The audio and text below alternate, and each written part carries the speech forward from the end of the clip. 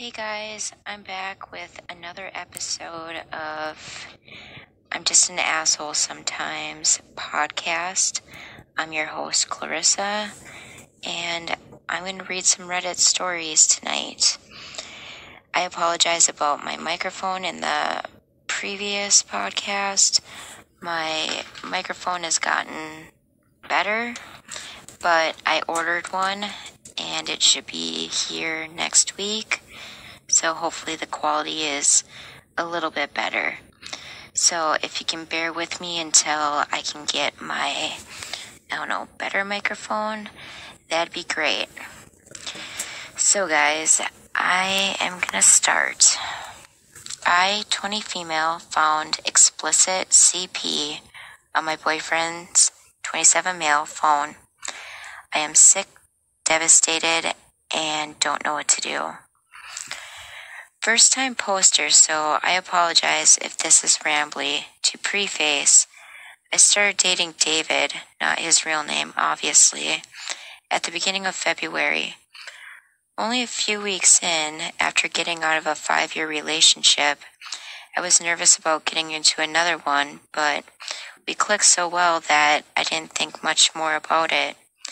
I fell hard, and he did too. Things have been wonderful, and we were even considering moving in together at the end of the month. All 4 roommates moved out, and I can't afford the place by myself.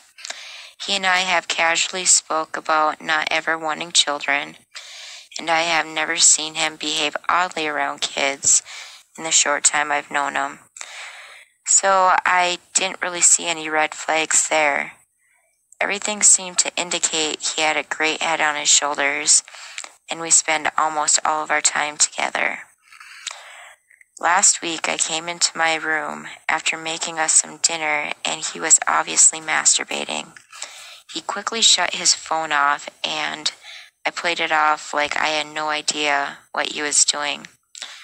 Fast forward to 2 days ago. I was curious as to why he would try and hide it from me. I don't care if he watches porn, and curiosity got the better of me. So when his phone was unlocked and he left it on my bed, I quickly peeked through the search history. There was tons of porn, all the time, all conventional websites and mostly teen. I didn't think much of that, though it does kind of gross me out, and kept scrolling, and then I saw some search terms that made my heart drop into my stomach. Pedo pics, etc., had been entered around 5 times. I quickly put his phone away and panicked a bit. I had no idea what to think, but my intuition told me there was more to find. I couldn't imagine someone just randomly getting the urge to look it up. I know enough to know that these fetishes develop over a lifetime. So last night I peeked through his photos on his iPhone and was traumatized. There were photos of me taken asleep, of my breasts, close-ups of my genitals, and even photos he had taken while I'd fallen asleep on his chest, and he had put my hands down his pants. I felt weirded out and a bit violated by these photos, but it got so much infinitely worse. A bit further in his photos, I discovered around 24 photos and gifs of young children. Youngest was probably 5 or 6, engaging in sexually explicit positions, exposing their privates, and even adults engaging in sex with small girls in a couple of gifs. They all appeared to be downloaded off the internet. I was numb. I was angry. I was devastated. I couldn't think, and I was so disturbed at what I was witnessing. I have never, ever seen CP in my life, and I can't get these horrible images in my head. Far up, and didn't really see anything else of children like that, but there were definitely lots of photos of girls who would definitely fall into the petite teen category. I guess I'm just posting here because I have no idea what else to do. I don't know how to confront him, and I know I must separate from him immediately, but I'm terrified of involving police. Our local police are not very useful, and I don't want to get in trouble. He must have accessed these photos using my home internet. He practically already lives here as well, and was going to help me finance a new lease somewhere else. Not that that gives me any desire to stay with him, but financially, I'm fucked by this. Please help Reddit. I feel so lost. Okay, that was the first post. And then she wrote an update. It's been a long night. Thank you for staying patient. Also, this will be an immensely long post, so buckle in. First off, I just want to say thank you for the massive outpouring of support and love. I'm still trying to work through all of your PMs because I like to respond personally to each of you who are kind enough to send me loving words of support. I have been pretty overwhelmed by the amount of people who have commented, and through reading every last one of your thoughts, I have never imagined this post would gain nearly this level of traction and visibility, and it's my hope that if I can provide some description of the course of legal action taken and what advice I use from Reddit users, other unfortunate partners who stumble upon CP and find this thread, at least in Canada, will have some idea of what recourse they can take. I also want to state that for anyone who doubts the validity of my claims, I understand. This is an absolutely fucking insane sequence of events, and as much as I wish I had the energy to make something like this up for some arbitrary karma, I don't. To provide proof, I have sent photographs of identifications and the related arrest paperwork to mods, and have worked with them to verify all of what I have written. Yesterday I was picked up by my best friend Alex around 2:30. We drove around and talked for a while. I went to school, discovered it was closed. My scatterbrain completely forgot about spring break. And then we went back to his house to discuss all the comments you had been leaving and come up with a course of action. We drank, talked, and after a few hours took a short break from staring at my phone to play some Apex. Alex dropped me back home around 9:30. David was home, in my room, and immediately I noticed how he was exceptionally quiet and distant. He said he had to admit something to me. I prepared for him to admit to possessing CP, but instead he told me about how he had taken some photos of me sleeping. He felt really embarrassed about it, but he didn't know how to bring it up. I feigned surprise and asked him if he had anything else on his phone he wanted to admit to me. He said no.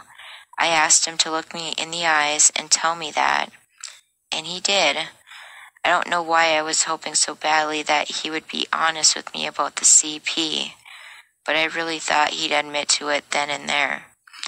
Instead, he admitted he had been feeling suicidal the last few months, but didn't think he would act on it. He asked me if that changed my perception of him, and I said no. He grew quiet, and I left to go shower. When I came back, he was getting changed and said he was going to go for a walk for a bit and to grab some food. It was about 10:30 at this point. When he left, I finally lost it and broke down. I grabbed my cat and hugged him and cried and cried and cried. I was so tired and wanted to shut my brain off so badly. I grabbed my phone and dialed the non-emergency RCMP line from my city. Shaking and crying, I explained to the lady on the phone that I discovered CP on my boyfriend's phone. She put me through to the report line and spoke to another constable who told me I would be contacted by another officer who would provide more details. I waited for around 10 minutes. The officer advised me that he would need me to come in and provide a recorded audio video statement. I asked if I could do it over the phone, and he said no, it must be done in person, so that if this does go to court, Crown Counsel has clear evidence that I was not coerced into stating what I witnessed. I don't have my full license yet, and because of the late time, I wasn't able to make it down there on my own via transit. So the constable said he would come pick me up, asked me if David was there, and if I could safely leave without arousing suspicion. Luckily, David knows about my close family-like relationship with my best friend. So I maybe made up a lie about how my best friend got in a fight with his dad, and he wanted to talk to me about it. David didn't seem to question it, and I waited for the officer to arrive. He called me from a blocked number, and I walked outside and down the block to his SUV. The constable and another officer greeted me. I got into the front seat, and we drove to the station. During the ride, I asked about whether seizing the phone on my own was a good idea. He explained that I had done everything correctly, laying low and getting my thoughts together to take it to the police without notifying David. He said if I had taken David's phone on my own, that it would probably not have been admissible as evidence in court. They would have returned it back to him, and he could have deleted all the evidence since suspicion has been aroused. It was about 11:15 at this point. They placed me in an interview room, and I sat and waiting for about 20 minutes. The officer came back in and explained the process of the interview, that it would take some time and to be as thorough as possible with my answers. He said that we could take breaks and brought me some water. He started off by asking me details about my life, where I grew up, past employment, etc. After that portion, he asked me about David, what was our relationship like, whether he is nice and kind to me, and anything else I knew about him. I told him he was sweet, that he had been nothing short of lovely in the time we've been together, but I did express that things had been moving very quickly. He agreed. He then got me to explain how I came upon the photos in question, so I did. Then came the worst part. He asked me to go through, one at a time, the photos I explicitly remembered details of seeing, and to describe it in very, very graphic detail.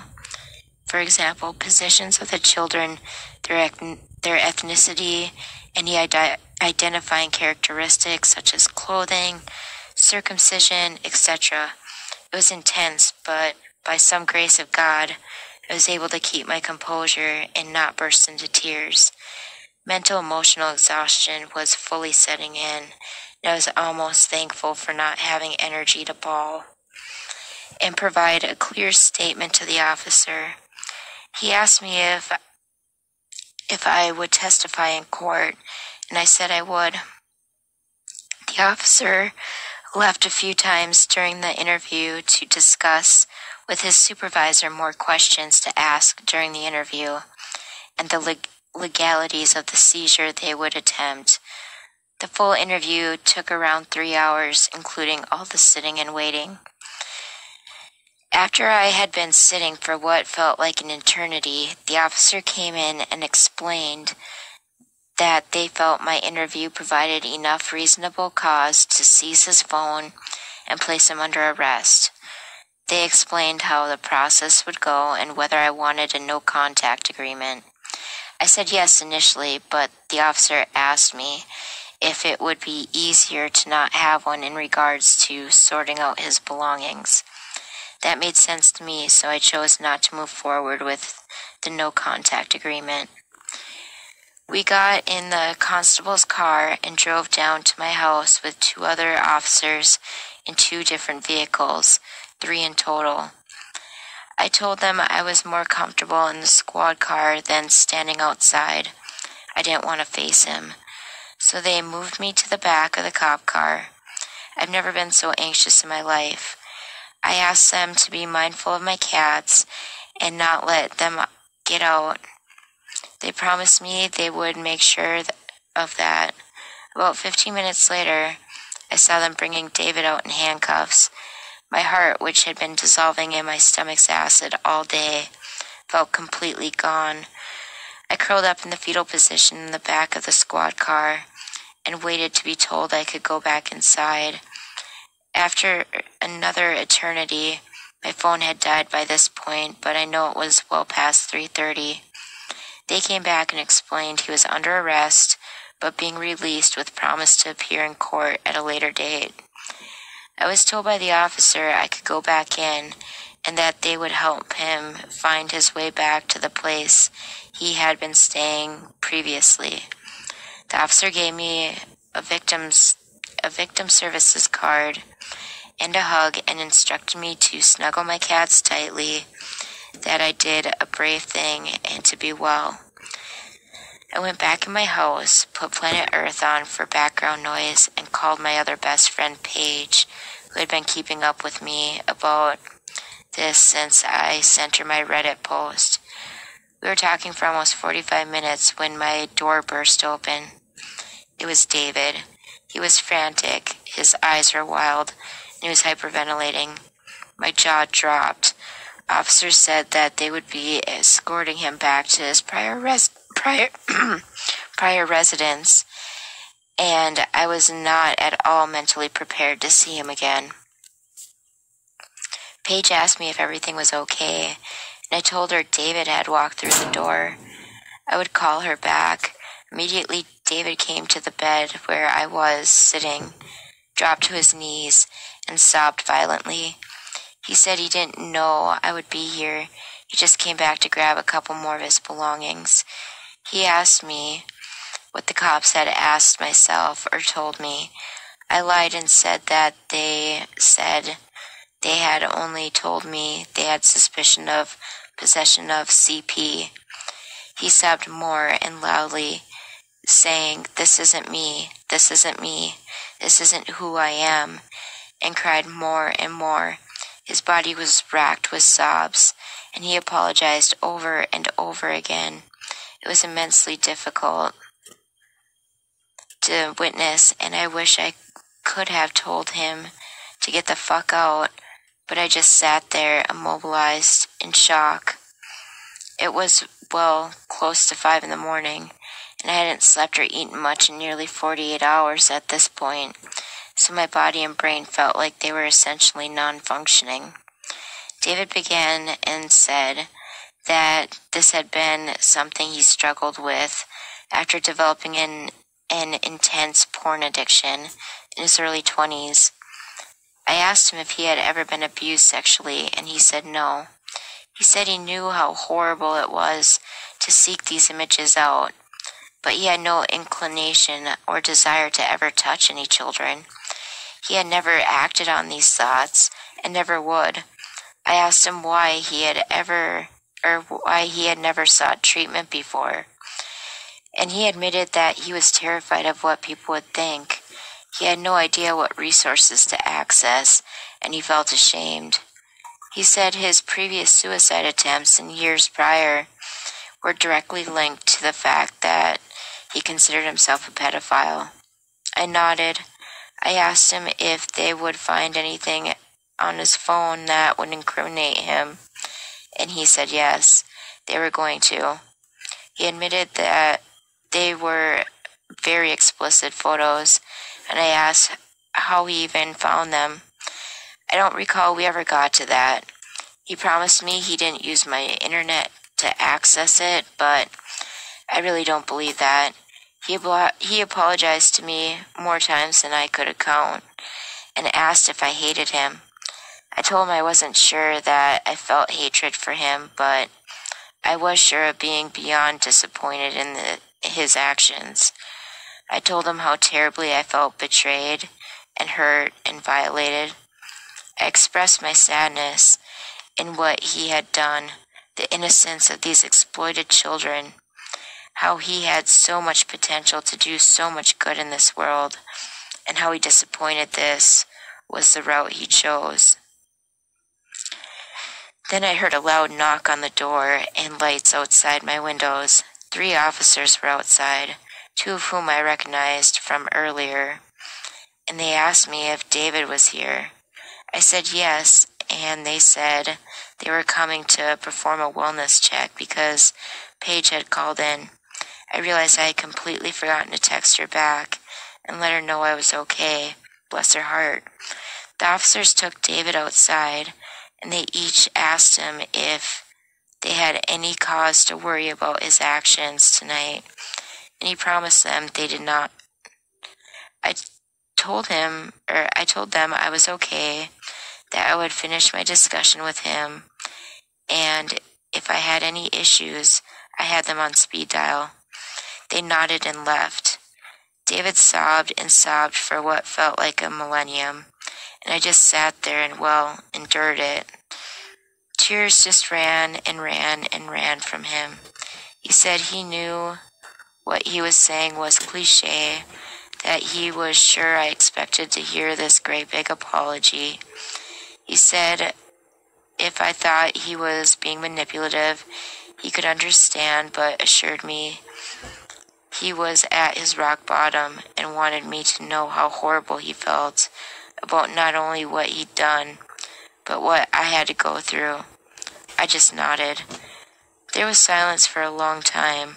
I think by this point it was around 8 or 8:30 in the morning. I don't know how long I stared at my TV screen that said, "Are you still watching Planet Earth?" But it could have been a lifetime. I had no concept of time, or what to do or say, or what was the right way to feel. I think David was either silent or had fallen asleep next to my bed. I didn't know or care. I was just numb. I would have probably sat like that until I died, but 2 of my 4 cats descended on my bed and meowed for food. I got up, fed my little critters, and cats came back to my bed. My brain wasn't capable of thought, so I stared at my TV screen until I passed out sometime around 9. I didn't sleep for long because when I woke up and checked my phone, it said 11:30. David was awake and crying still. When he realized I was awake, he sat up and looked at me immensely pained. I just stared at him. He started apologizing and apologizing more. He expressed his life was over. He had nobody and nothing, and that I was his greatest light in life, how he never wanted to lose me.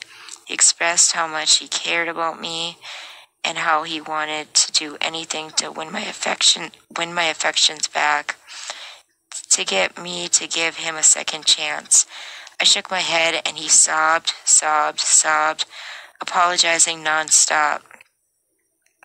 At this point, I finally asked him to leave. I told him I needed space to sort out my emotions, and I needed to get some sleep. I asked him if he would be okay. He nodded and grabbed his things. He said he would get out of my life and not contact me if that's what I really wanted him to do. I said nothing.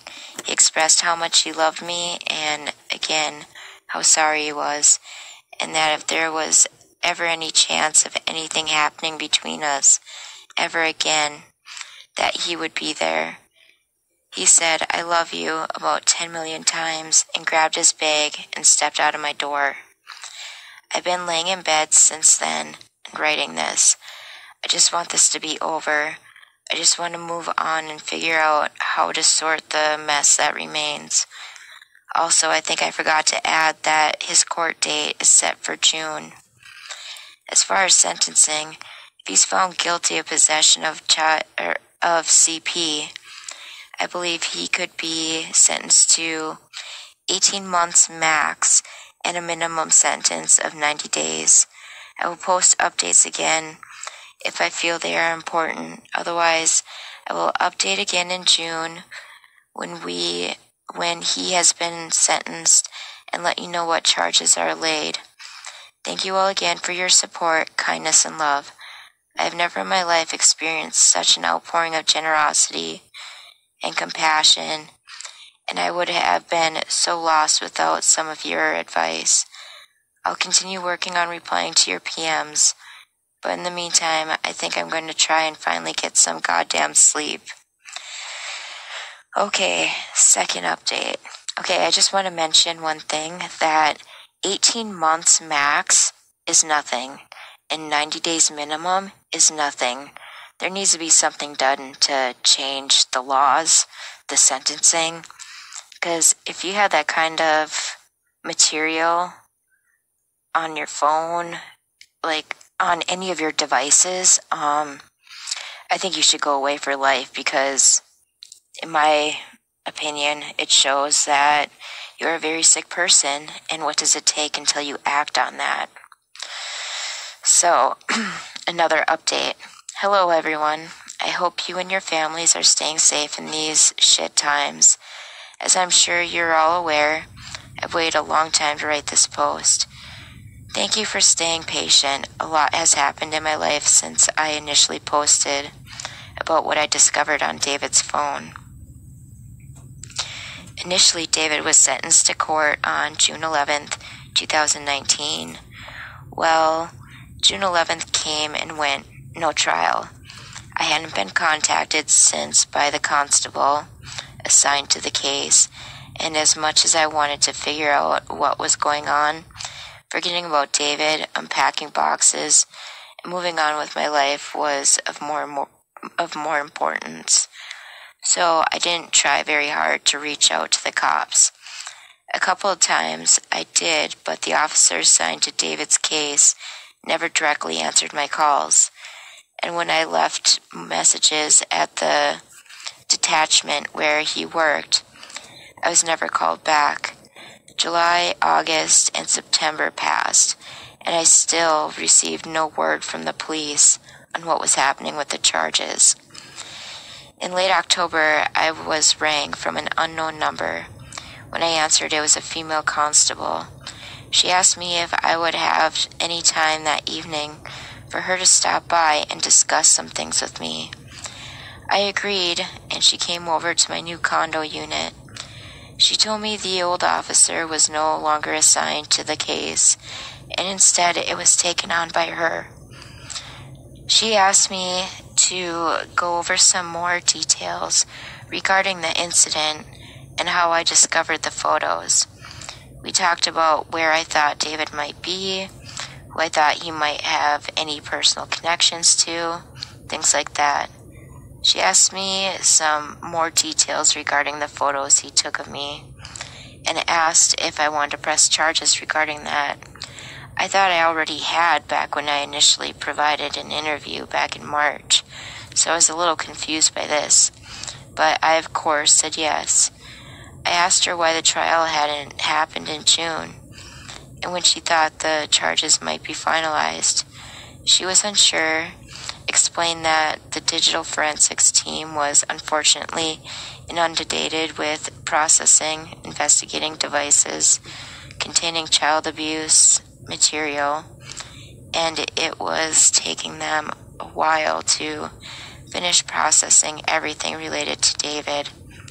I expressed that the last officer was not particularly forthcoming with any updates or information, and she assured she would stay in contact with me and give me a call as soon as she had any notable new information to share.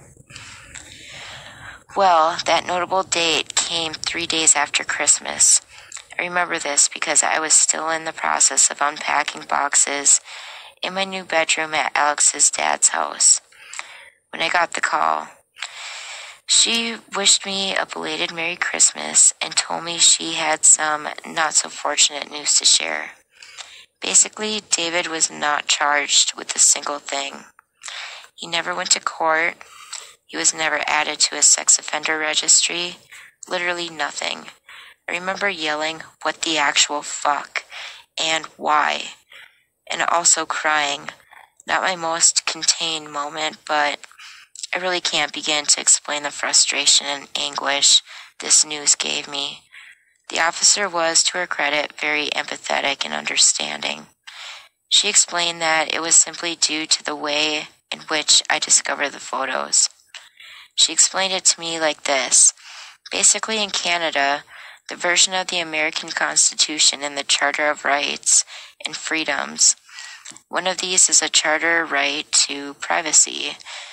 This is related to electronic devices as well.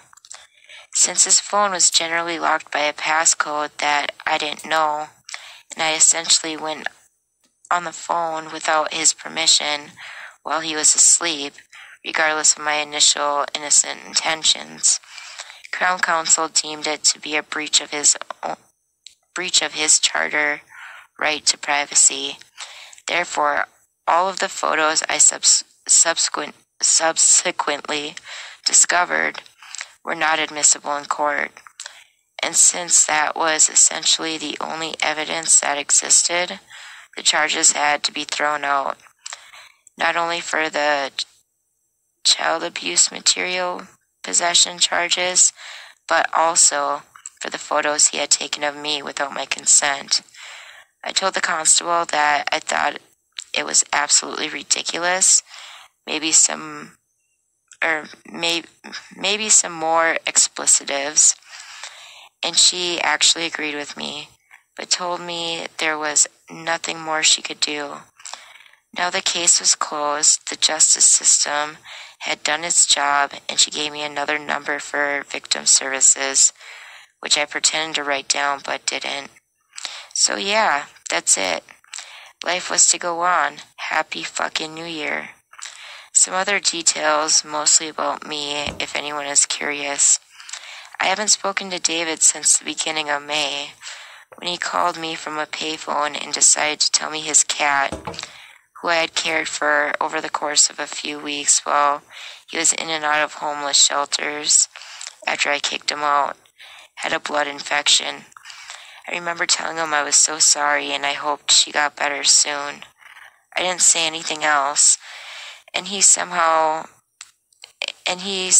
this triggered him into blowing up at me over the phone, telling me that it was obvious I only cared about his cat, and I never cared about him.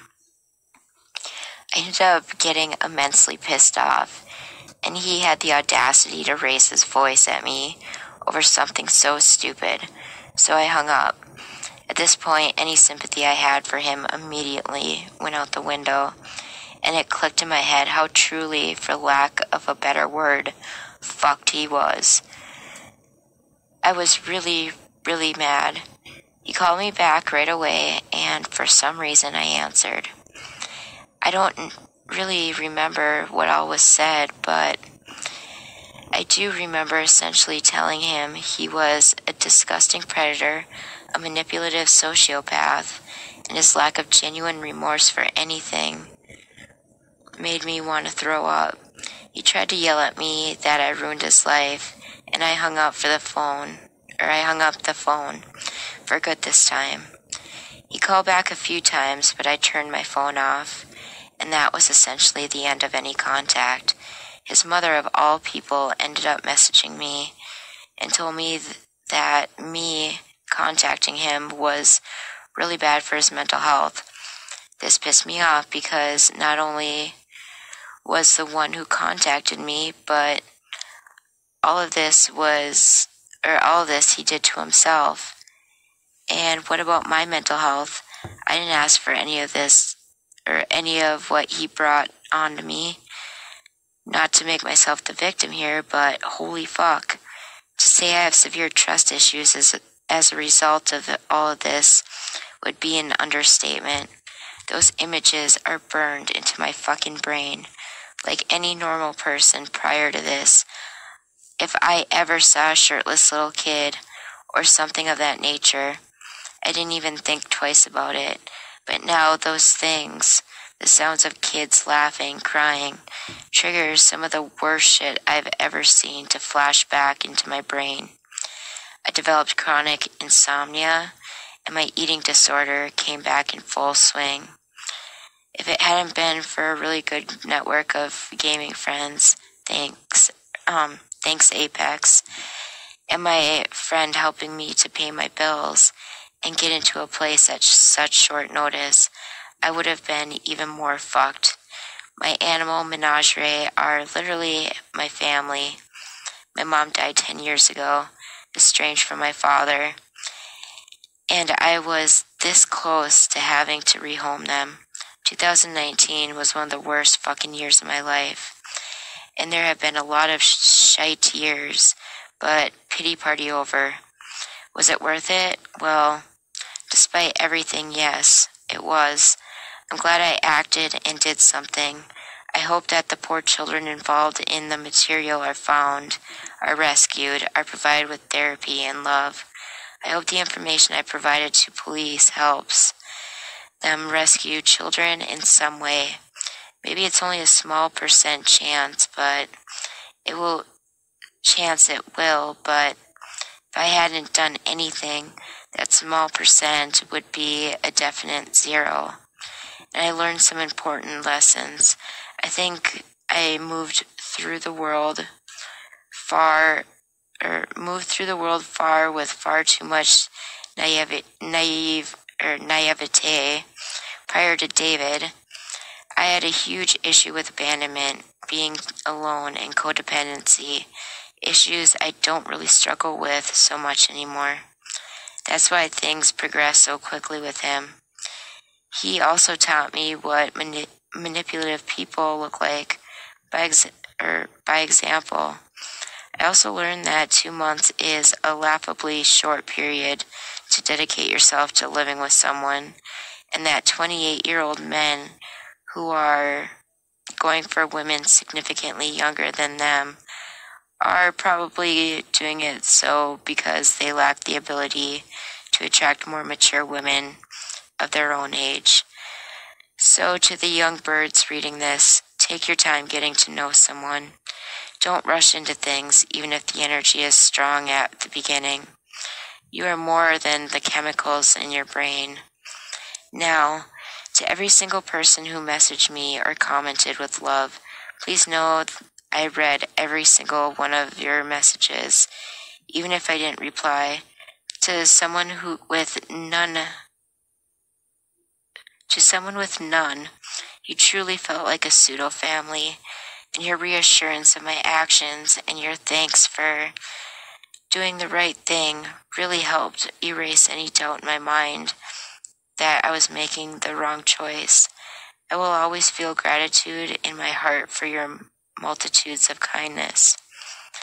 To everyone who messaged me telling me that I was faking it, that I was just as bad a person as David, that I ruined his life, that I should kill myself, that I deserved it. I'm sorry for whatever circumstances in your life have caused such anger that you feel you must lash out and try to hurt other people as well. I wish you all peace. This will be the last post I ever make regarding this. For any future folks who find themselves in a situation similar, please do not hesitate to act. Difficult things make us stronger, and you are very strong. Like Sylvia Plath said, out of the ash I rise. Take care, everyone.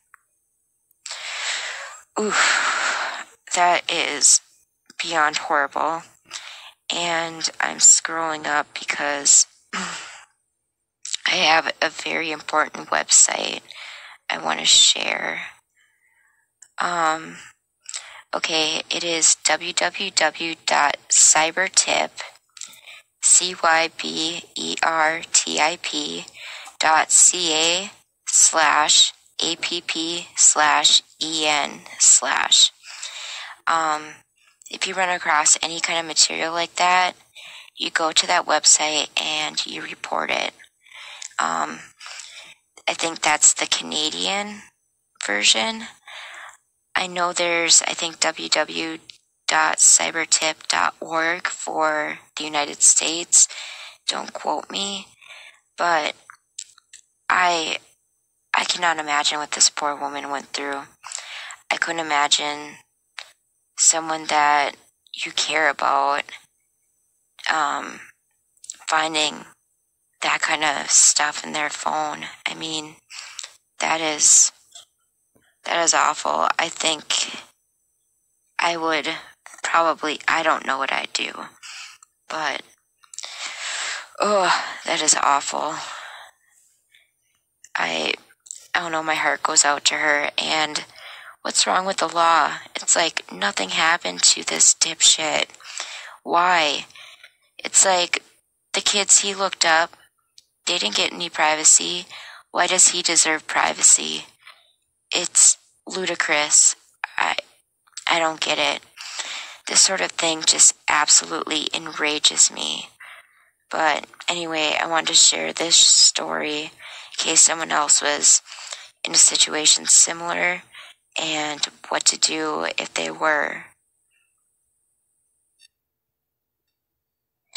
Okay, after that last one, I figured I'd pick a little bit more of a lighthearted one. I don't know if it's really lighthearted, it's kind of stupid, but it's not nearly as heavy as the first one. So, here we go. Am I the asshole for telling my girlfriend I don't like the way our baby looks? My 22 male girlfriend, 23 female, gave birth to our daughter yesterday. The baby was ugly, to be perfectly candid. She's mine, and I love her, but she was not a pretty baby. My girlfriend and I were casually chatting before bed, and I brought this up, telling her our daughter wasn't exactly easy on the eyes. She was upset, which I find odd. I didn't mean to hurt her feelings. I was just telling her how I felt about our kid. Truth be told, the baby is interracial, half Han Chinese, half Punjabi, so it was always a possibility that a potential child would be kind of goofy looking. I don't think she had to be offended. Not every child can be cute. My girlfriend hasn't spoken to me since. However, I don't know what to do. Edit, I didn't straight up say our child was ugly. It was more like, hoping she grows into her face. She isn't exactly winning any beauty pageants right now. And the chuckling after. It was said jokingly, but I didn't think it was going to offend her. Am I the asshole? Yeah. What a dumb fuck. Seriously? If you have to ask if you're the asshole for something like that, really? If you thought she wasn't that cute, lie. For your girlfriend's sake, lie to her. She just gave birth, for crying out loud. Why would you say something so, I don't know, nasty? I don't know, if my husband said something about our son's looking ugly, or I don't know, I'd probably flip too. After birth, your hormones are just crazy, and what a prick. Anyway, one of the top comments, you're the asshole. How in the blue hell did you get a woman pregnant if your social skills are bad enough that you need Reddit to tell you you shouldn't tell a woman that her newborn baby is ugly? Edit, change to you're the asshole, because even though pretending I was making a request for more information is funnier, OP needs to be recorded as an asshole. And I agree. Like, the audacity to say your daughter's ugly. I mean, yeah, when babies are born, it's like they've been, in pretty much fluid for 9 months. They're probably like pruny, whatever. I don't know. I thought both my boys were absolutely beautiful, so I don't know. It's just how incredibly shallow and just an asshole remark to say. Then someone said, like anyone who has sat in a bathtub completely drowned for 9 months and then squashed through a very narrow tube for hours on end, anyone would look horrible. What did you expect? A supermodel to pop out, bow tie in her hair, and a happy, smiling face. Edit. I have given birth to one and about to give birth to a second.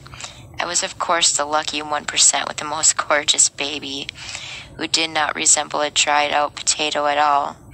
That was until I looked back at the pictures about a year later, when my hormones were down, and I realized that, actually, I did grow a potato. I just didn't see that. Hormones are literally magical. Edit 2. OMG, this blew up so much. Thanks for the stories about your newborn experiences. I was due last Friday and can't wait to meet our new little potato now. See, all you had to do was lie and be like, oh my God, I can't believe how cute our baby is. And then, someone in the comments mentions that babies usually resemble their fathers when they're born. That way a father can look at their baby and be like, that's my baby. But before I started recording this, I Googled it, and I guess babies look equal parts like their mom and dad, so I don't know what to trust. But either way, he didn't have to be an asshole. I mean, the baby hasn't even been in the world 24 hours, and he's, I don't know, shaming her, I guess. I don't know. Even if he is joking, it's like, there's a time and place for things, buddy. Like, do not say your kid isn't cute. That's not a cute look. I don't know. If he has a girlfriend I don't know, if he still has his girlfriend in the next few weeks, I'll be surprised because, man, he is tone deaf. I don't know. I figured pick a lighter topic, and that one, when I read it, it's like, oh my God, can you be any more dense? People. Okay, another one from Am I the Asshole? Am I the asshole for wanting to tell my husband's sister where he takes her son whenever he's babysitting her? Hear me out. My husband's sister, Nicole, had a difficult upbringing. Her parents kicked her out and disowned her and cut financial support off her after she refused to marry the family friend. She instead went to live with her late boyfriend, who passed away shortly after their son was born. My in-laws kept pressuring Nicole to let them meet their grandkid. They harassed her to the point where she got a restraining order against them, and that's when they stopped. But they, including my husband, have been complaining about what a horrible thing he did, and said that she broke the family and robbed them of their grandchild. My husband has contact with Nicole, and he started offering to babysit her son for her after she finally found a new job, and she's been grateful for this. However, he's been doing this ever since he started babysitting his nephew. He'd wait till she dropped the nephew off, then he'd get him into the car and drive him to my in-laws' house so they could see him. He'd stay gone and come back 30 minutes before Nicole is expected to arrive. I didn't say anything at first, but then I couldn't stand thinking about how betrayed and hurt Nicole would feel if she found out. I told my husband what he's doing is wrong, since his nephew's mom did not consent to him to go to my in-laws' house. But he told me that he's doing this for his nephew's sake and told me to shut the fuck up and stay out of his family affairs. This caused an argument between us. I told him if he doesn't stop, then I'll tell Nicole. He said I wouldn't, then explained that he didn't think it was fair for Nicole to punish his parents like that and ban them from seeing their grandchild. I told him this is serious because she has a restraining order against them and our nephew shouldn't be there. I insisted I'd tell her if this doesn't stop. But he said if I do, that it cost him to lose his nephew, and called me bitter and cruel for even entertaining the idea. He told me if I do that, then he'll let my in-laws know, and they won't be happy with me. He urged me to mind my own business and stop trying to divide the family and condone Nicole's unjustified hatred for his parents. Okay, that's messed up. There's a restraining order. She obviously doesn't want the kid around them. So what does her brother do?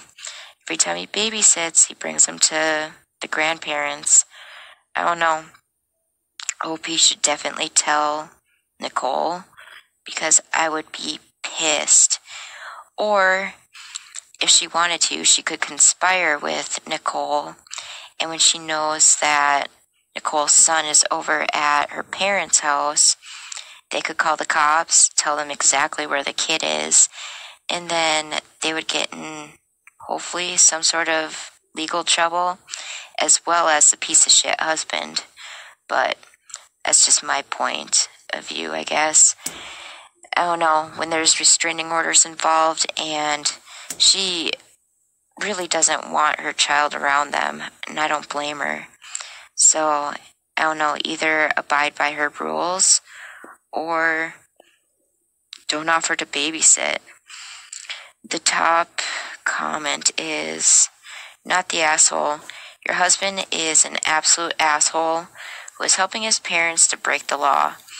Were I let Nicole know what is going on immediately and encourage her to call the police next time your husband takes her son to her parents. Let the law deal with them all. Which is what I said. Let's see, what's another one? Asshole who cut off their daughter for refusing an arranged marriage. Assholes who harassed her until the court got involved when her partner died. Assholes absolutely reveling in what their golden child adult son is doing to his scapegoat sister. Assholes will scapegoat OP because she dares to call him out. And then another thing too is, if I were OP, I'd seriously consider whether I'd want to stay married to that guy. Telling her to shut the fuck up and pretty much mind or stay out of his family affairs. Well, she's family now. He sounds like a huge pile, and I don't know, I wouldn't want to be married to someone like that. I don't know, it's just all around he doesn't respect anyone except good old mommy and daddy, who are also piles themselves.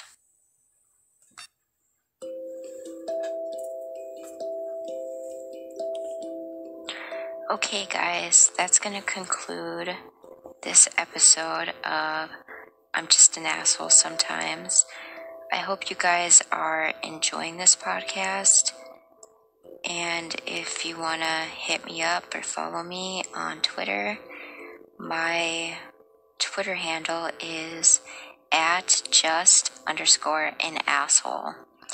I don't know, if you have anything you want to tweet me, DM me, whatever, hit me up on there.